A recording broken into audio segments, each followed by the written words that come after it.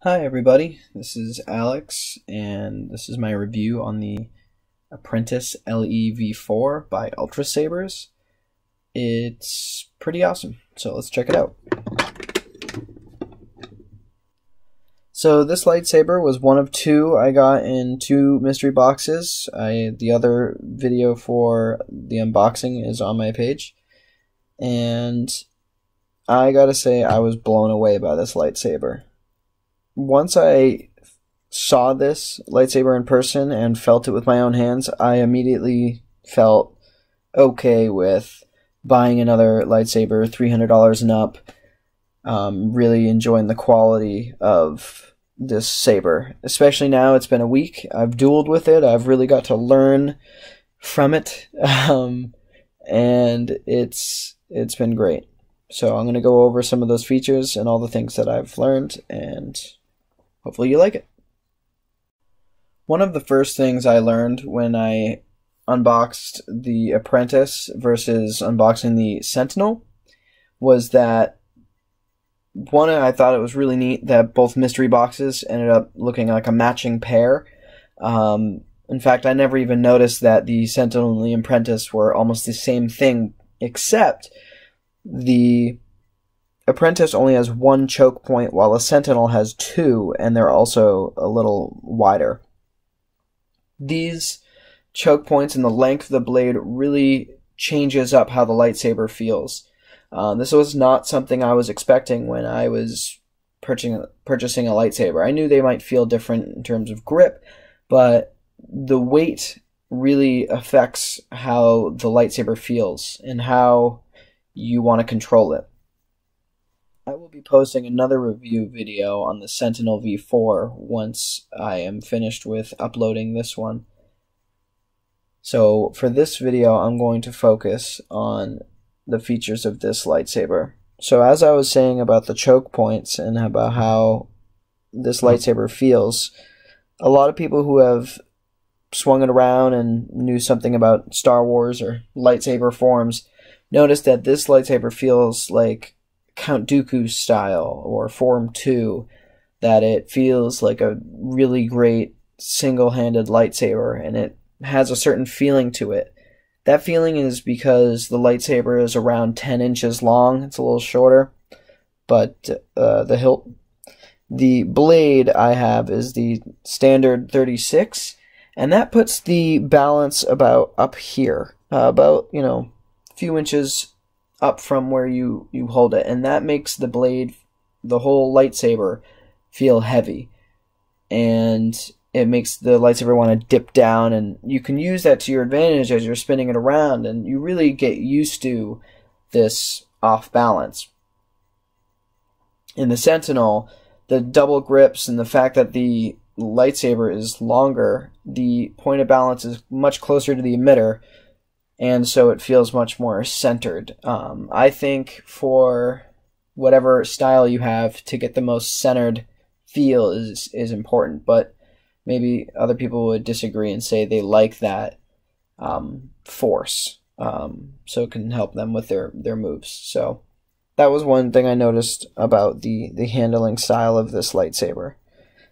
So other than the gorgeous look that this lightsaber has with the gold anodizing, again, this thing is beautiful. I love holding this. This feels amazing.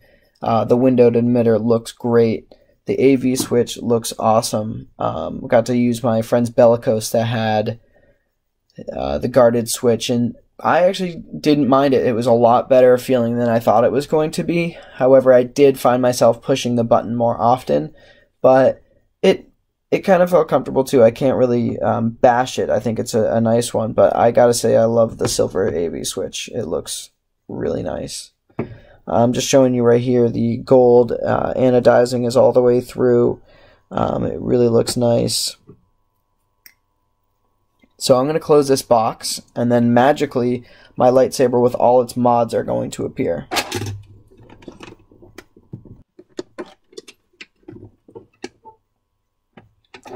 And there she is, the Apprentice LEV4.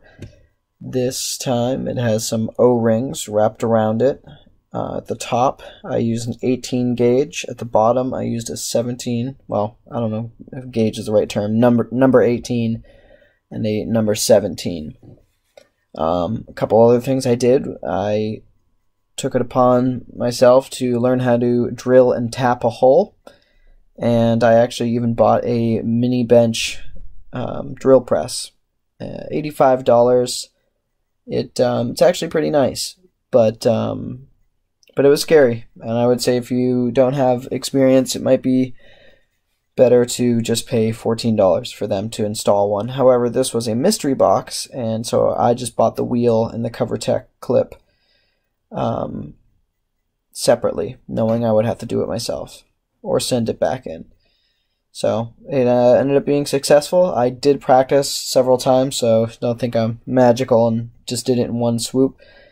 But so over here is a little easier modification, and one I really recommend. I took a screw that you'd find at a Lowe's or Home Depot hardware store, and made sure it was 832s, and I cut it off. I have a little Dremel with a blade on it, and that sawed right through the rest of the screw, and I put that in there, and it works amazing. Those of you who have battled know that the retention gets a little loose over time, and this saves a lot of work in terms of getting your blade in and out, or just tightening it. There's many other things you can do. I was thinking about getting a longer screw and trying to glue this on there. You guys have probably seen this before in other custom sabers, but so I'm not sure if I'm going to use that there, because believe it or not, the simple design that UltraSabers has on this one is very comfortable to hold. It's really nice. The O-rings are really great. They feel comfy, especially after getting used to them for a couple days. But they do move around a little bit. It's kind of half the fun. They kind of switch up the design over here. You put two together, and it kind of changes the look. But so it's kind of funny, after your duel, you might come back and have a different pattern on your grip. But honestly, the choke point up here, the lightsaber itself is phenomenal. Really fun to duel with. Honestly, when I picked it up, because of how it felt, I think it's going to be an offhanded lightsaber. Or I'm just telling myself that because I really want to buy another one. So, thank you, UltraSabers. That was amazing. The last thing I will mention is the blade, and how the blade looks and how the blades feel. I got the heavy grade blade. I paid $10 more to get this blade. This is the regular finish. Kind of has a silvery look to it. Because I got a mystery box, this was not in there already, and so this cap is on there, so that's really nice. It's kind of a OCD thing now to keep putting that back on. I really enjoy this blade. My friend has the Ultra Edge, so unfortunately I cannot show you what that looks like, but I will say that the Ultra Edge definitely is brighter and more full. When you turn this one on, there's a film kind of around the outside that kind of glows. Honestly, I think it comes down to preference, and you'll see that modification I made come in handy now, as I just quickly loosen it and throw in a new blade. For fun, I'll show you. It's going to be hard to see. This is a pink.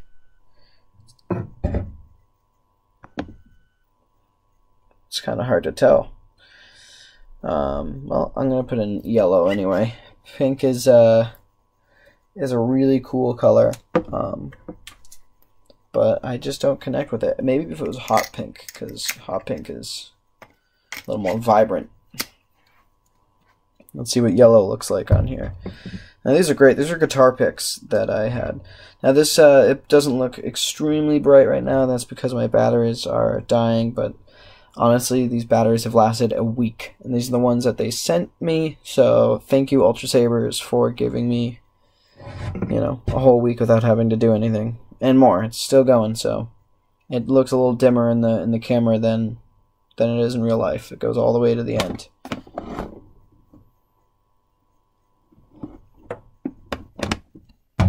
So this, you can also see the little edge around the blade, the little film, as I'm saying. I like it a lot. I think it gives the blade an aura, but others may disagree. The Ultra Edge, it comes on very thick, and it looks a little silly when it's off because it's just all white. However, that's okay.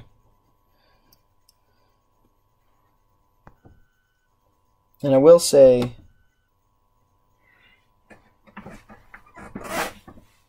that having a lightsaber without sound is not as bad as I thought it was going to be.